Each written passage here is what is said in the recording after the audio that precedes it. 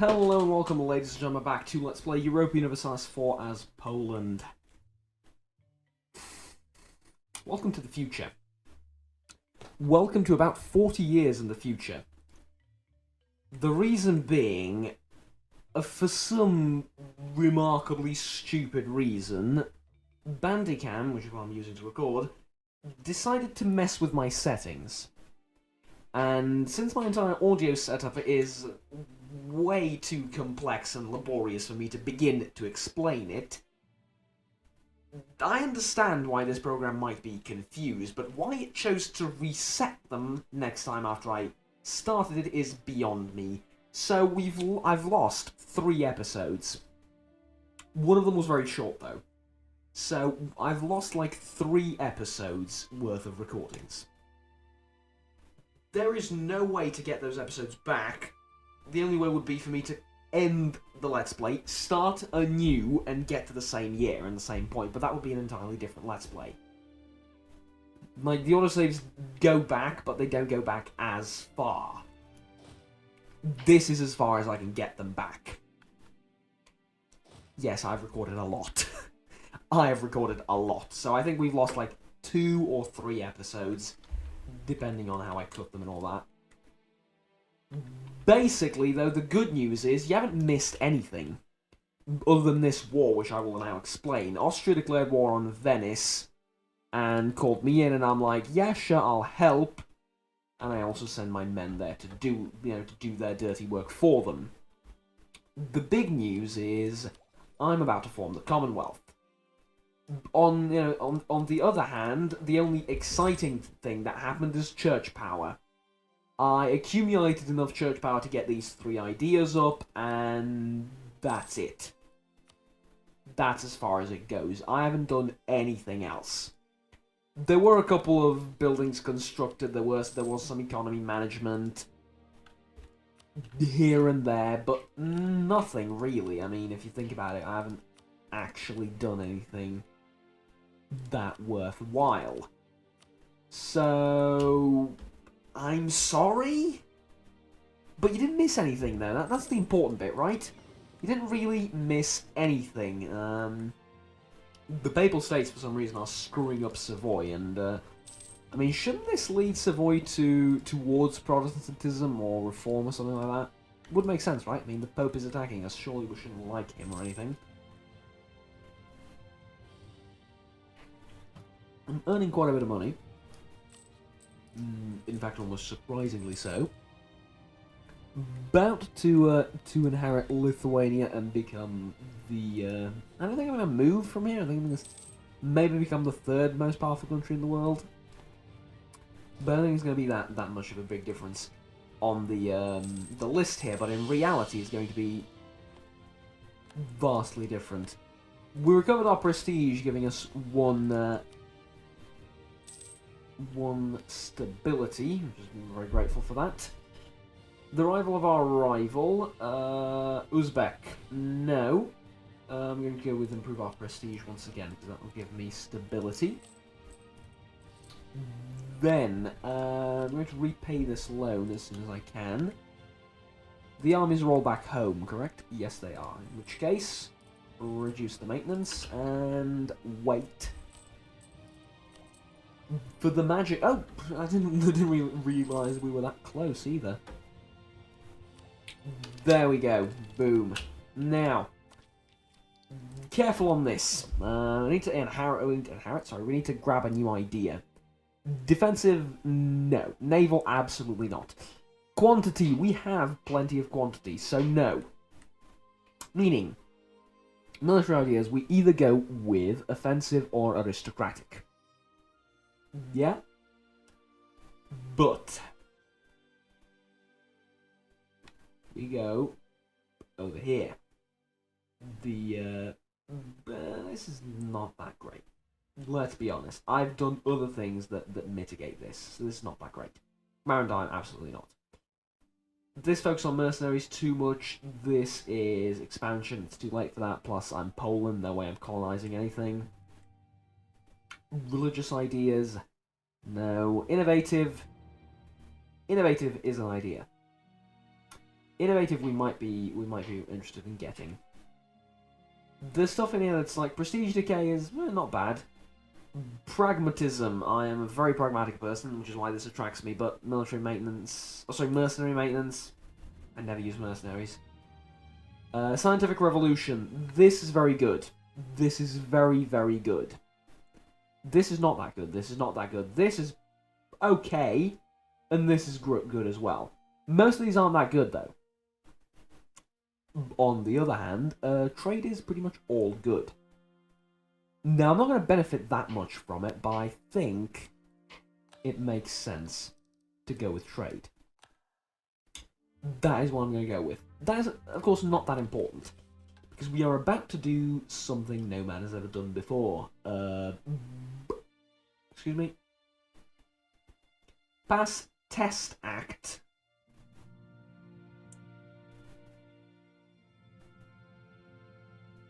Which would give me missionary strength 0.5 and tolerance of heretics -1. Or this act, which is missionary strength +1, tolerance of heretics -1. I mean, pass that, I suppose. Then, tolerance of heretics +1, stability cost +5. Now, I'm going to pass this instead. And then, we're going to do the big thing that we've all been waiting for. And there we go. We've just formed the Commonwealth. Now, very quickly, turn all of these into states. That is going to contribute to us having a lot of money. I don't think I need to core all of these. I certainly hope I don't need to. Nope, do not need to core any of these. Excellent. Next, send these people out. Which means also that you should be stationed there, and you should be stationed there. Following that, this army is going to go away. Where is the rest? There it is. There's the rest of the army. Go to Krakow. Now, furthermore, this is not a very good army composition.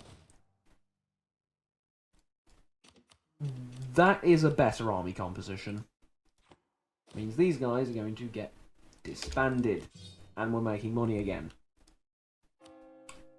We're going to make a lot more money than this. Hold on now.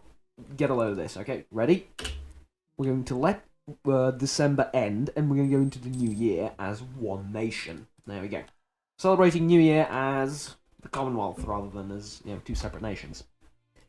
Beautiful thing. We are now badass, right? We are now arguably, in fact, let's check. We are now the second most powerful nation in the world. Second only to the Ottomans, who have like 1,000 troops more than we do. This is nowhere near the beginning or the end of our story. I'm going to create another template here. I'm going to call it Army in Polish. 10 infantry, 4 of those, and 10 of those. Make sense? 8 of those, maybe. Boom. We don't have enough resources to build another whole new army. What we do have is a bunch of money that we're going to spend on paying back a loan. For now. Bear with me, though. We're then going to increase game speed. This is where we win the game, for those of you that are curious as to what the hell I'm doing. And how, how all this is going to work out. This is where we win the game. Go over here and increase the maintenance like that much so that we can get our troops moving again. Boom. Get them in that direction, and once again, there we go. We're now making money and have full maintenance everywhere. Make sure everyone is in position.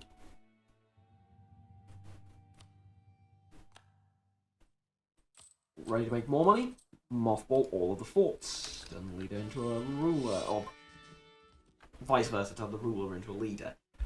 Now, 1046, not ideal. 933, far less than ideal, which means we now are going to stockpile a bunch of money. Do this, and we're now making 20 ducats per tick.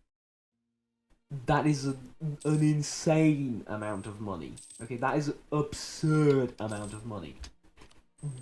Add on top of that, the fact that we now have the ability to make weapons manufacturing places, which I will, one of those, eventually. But for now, Culverin.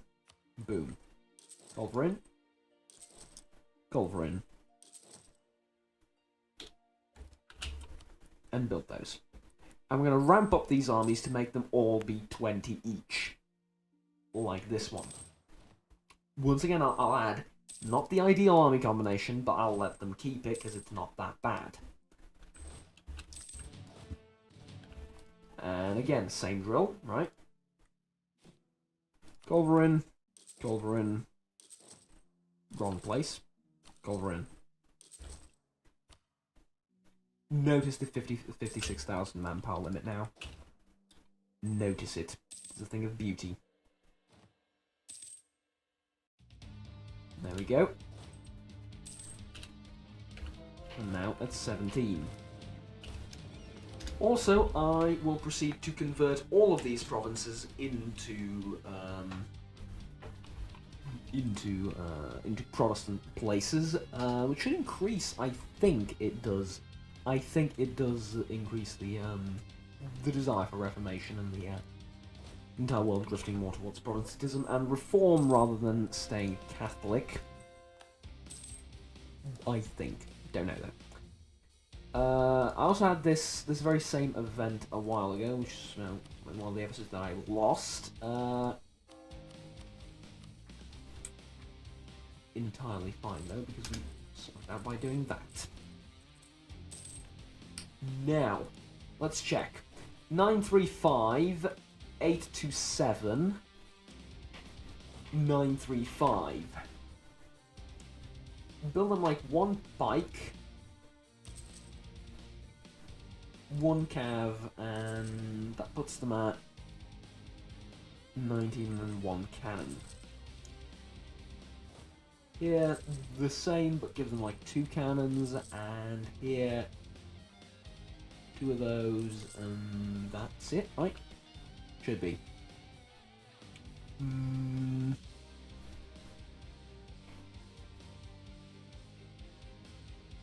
Yes. That. So can convert another place. The extra missionaries are really helpful at this point in time.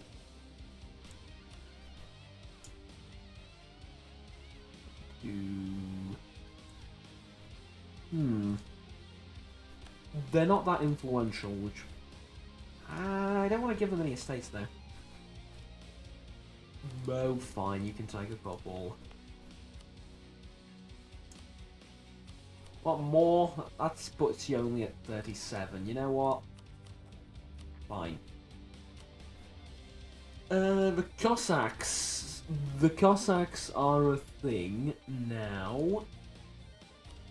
Gonna be a problem, though.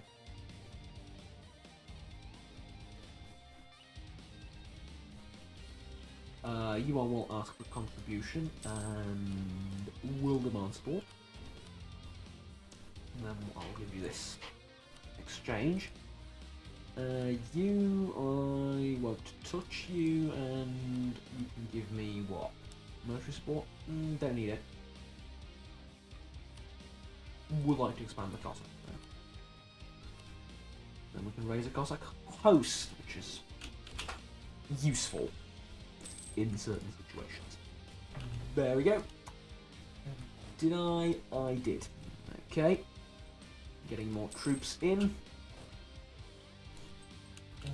They're at 19, are they?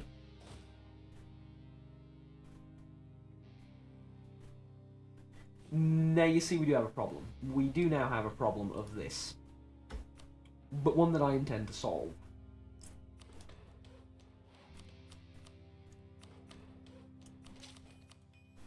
I do intend to solve that problem with camps.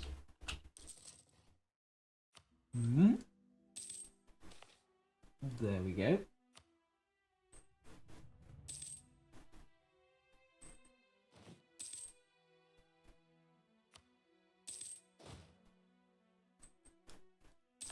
And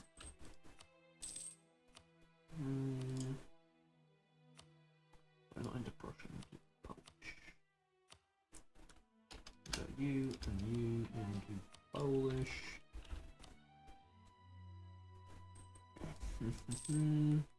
We don't have any financial problems now, but we could be doing so much better. Which is the entire reason why I'm getting a little bit worried now. There are Protestant zealots in Austria. If they succeed, ooh, they might. Oh yeah. Austria is going Protestant. That makes me very happy. My religious zealots don't get enough time to form, I don't think, which is always a good thing. And we now have 3 armies of 20,000 and 1 army of 19,000. That bugs me. I'm going to build another culverin, despite my better judgment. Lose 1 legitimacy, all bunch of points, or lose 10 prestige, gain 10 legitimacy. Yes, I would like a bit of legitimacy, if at all possible. There is a crap ton of provinces to convert. Worry not, though. Worry not, it is all under control, roughly. Global trade power plus 20 is a beautiful thing, and you can already see the implications of that through a crap ton of cash. Interest per annum is kinda useful. I don't think it's that useful though. I think it's better to save it up and go for the next level. Admin tech. We cannot embrace colonialism yet. This is one of those things where we're going to be far behind, but hopefully when the pressing press? The hell is the pressing press? The printing press, when it gets invented, it's somewhere in Germany, so somewhere in the HRE. That's going to spread to us a lot quicker, and here's hoping that we get that without much issues. Right, now we have how many troops? Not the ledger. We are now the largest military force in the known world, and you have to say that with you know, beating your hand into your, either on the desk or into your other hand or somewhere. You have to do that notion, right? Dictator-ish notion. Right, we also have the largest amount of artillery, don't we? Yes. Not the largest amount of cavalry, though. Not exactly playing into the entire hussars thing, but, well, I am and I am not. See, here's the thing. Ooh, yes. Absolutely. Yeah, absolutely. What was I going to say? The winged hussars weren't exactly numerous. Yeah, there were plenty of them, but there weren't like hundreds of thousands of winged hussars. It's more about the quality of the cavalry than the sheer numbers, right? And we do have quality. Give me manpower. At this point, we're at 80 out of 77. This also can be fixed. For those of you that don't know, I will repeat once again, but considering I've lost a couple of episodes, I don't know if I said this or not yet. Being over the limit is bad. Being over the limit is horribly bad, and you should never be over the limit. Unless you're swimming in cash, in which case, yeah, knock yourself out. But you're never really swimming in cash. You can always spend money on stuff.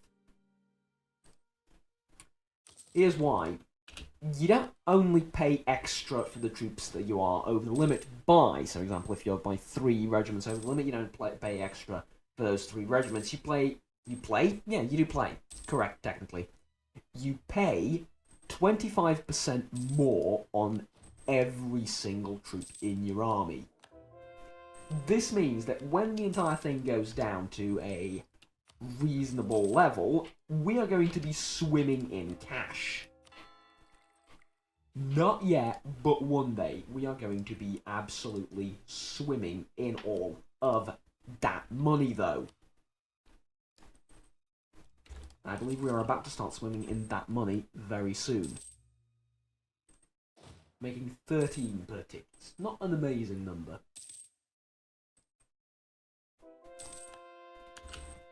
Right, what I would like to do is go to war with the Golden Horde. Uzbek will come to their aid. I'm counting on it. But what I also know is that I now have one of the largest armies in the world. And that, my friends, is quite a thing. Muscovy, let's see what we can get. Can we support some rebels in... no.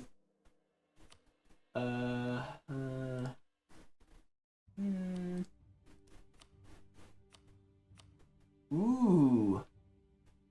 No way, though. No way in hell, though. No, not yet. Not yet. There's no need to rush. There is no need to rush. Religiously, I'm still in a weird spot, and yeah, let's not do that. There's no need to do that. We can declare war on Russia, and people will join in. Most of my allies, in fact, all of my allies will join in.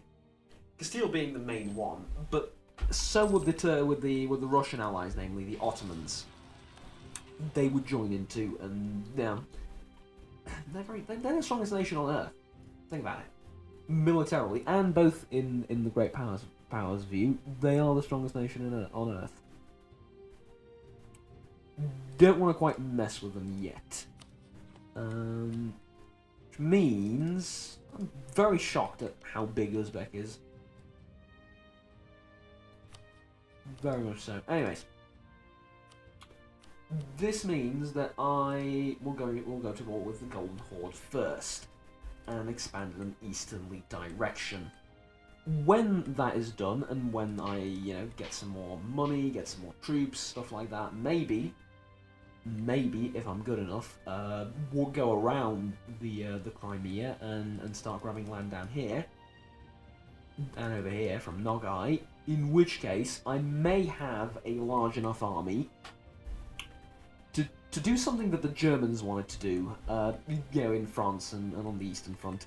That is blitz Crimea, take everything, let the Russians come to me, suffer some attrition, and then charge back at the Russians. Defeat them and keep fighting Muscovy, and count on Austria, Castile, and Bohemia to either aid me in fighting Muscovy or keep the Ottomans away from me. I do expect naval invasions on Crimea, Kuban, Azov, places like that. I do. But I think we'll be able to manage it. That is, of course, if we take over the entirety of the Golden Horde, most of Nogai, and land down south as well, such as Circassia. Ooh, gain 10 prestige. I'm going to gain 10 prestige, even though I have no intention of using the artist. That's fine, and we're at a very, very nice place. To reinforce these guys really quickly. There we go, and we're still losing money. Not a big fan of that. We are losing money.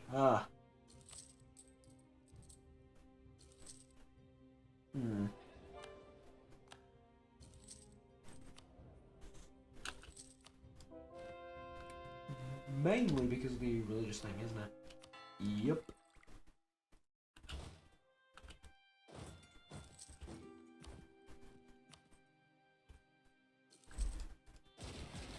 Give our troops some practice, I suppose, yeah?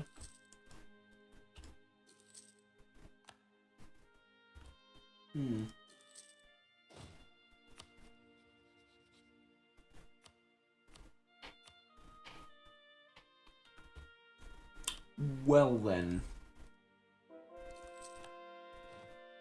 suddenly I have become a bit more ambitious. in terms of everything. A little bit more ambitious. Not necessarily a bad thing, of course. Well, in spite of losing money, I think we can prepare for a war with the Golden Horde. And ultimately Uzbek as well. That's going to happen in the next episode. Thank you very much for watching, ladies and gentlemen. My name is Juggernaut. Please remember to like and subscribe down below if you enjoyed the video, as you'll stay tuned with the series, and you'll be supporting me out quite a bit as well. Until next time, take care, and bye-bye. And forgive me once again for the leap in the future. Nothing I can do about it. I've lost those episodes. At least, like I said, quite literally nothing happened. So, there we go. Till next time, take care.